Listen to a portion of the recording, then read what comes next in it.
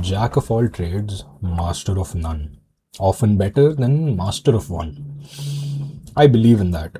But here's a part that nobody tells you. It's only true when you have an actual system. Without one, jack of all trades means scattered. That was me. 5 interests, zero discipline, 20 different productivity apps that did nothing. Because none of them were built for someone trying to do multiple things at once. They were great at what they were doing, sure, but they were not good for someone who wants to be a polymath.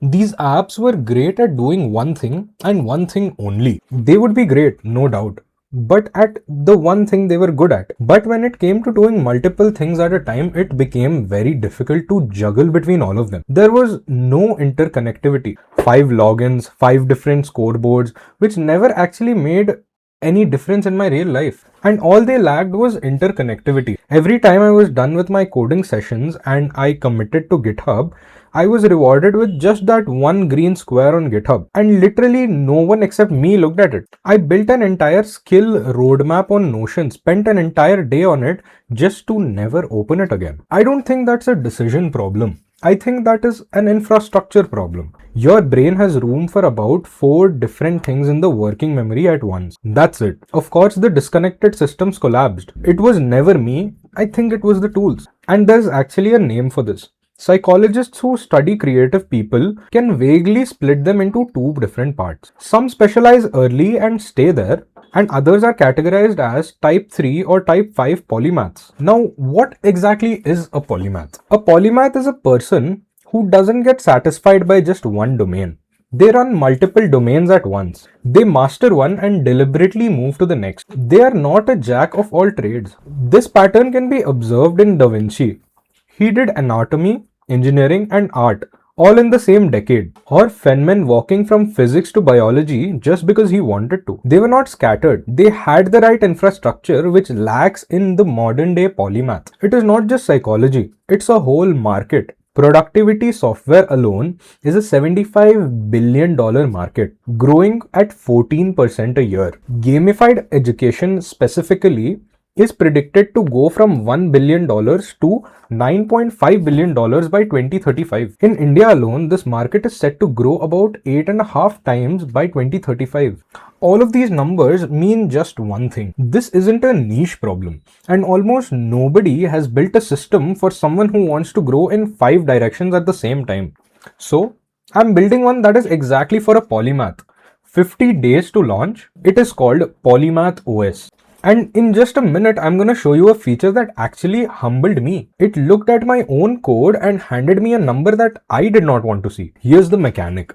Every single skill that you're trying to build, coding, finance, lifting, a new language maybe, all of it is in the same app. You learn it here, you quiz yourself, you earn XP, and you level up. It is simple on purpose. And not just that, you also get to level up on our leaderboard system. But the craziest part of this app is that it actually plugs into your pre-existing apps. Yes, Polymath OS plugs into the apps that you've already been using. Push a commit to GitHub, you automatically get the coding XP. Log a workout on Strava, you automatically get the fitness XP. No new app to remember to open. One dashboard pulling proof of work from places where you're already showing up. And I killed the feature that is the most annoying on these productivity apps, the punitive streak. Miss one day on Duolingo and the app acts personally betrayed. Here, you actually earn recovery tokens instead. These recovery tokens can be collected and spent on the days where you actually need rest, and your XP multiplier still survives. Because missing a day when you're exhausted isn't a problem, and the system shouldn't be punishing you for that. You're just being human. Now,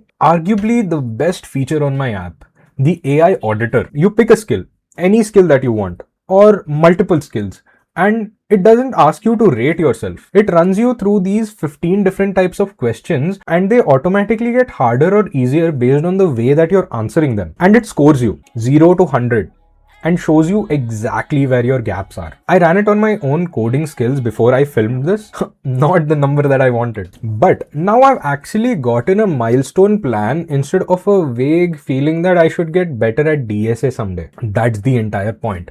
It replaces guessing with an actual number and an actual plan. And this app is not just a feeling or a thought or an idea that I have. Gamified learning measurably works. Challenge-based formats have shown around a 90% boost rather than regular learning or even sitting in a normal lecture. The market for this is on track to triple by 2030. The market is proven, but almost nobody is building an app for someone who wants to grow in multiple directions at once. And that is exactly the gap that I'm gonna be building into. 50 days out, I'm building this whole thing in public. The wins, the bugs, the stuff that breaks a night before the demo. There's a waitlist open right now at polymathos.xyz. If this is something that interests you and you yourself want to be a polymath, you should definitely go and join the waitlist right now. Well, that is it for today.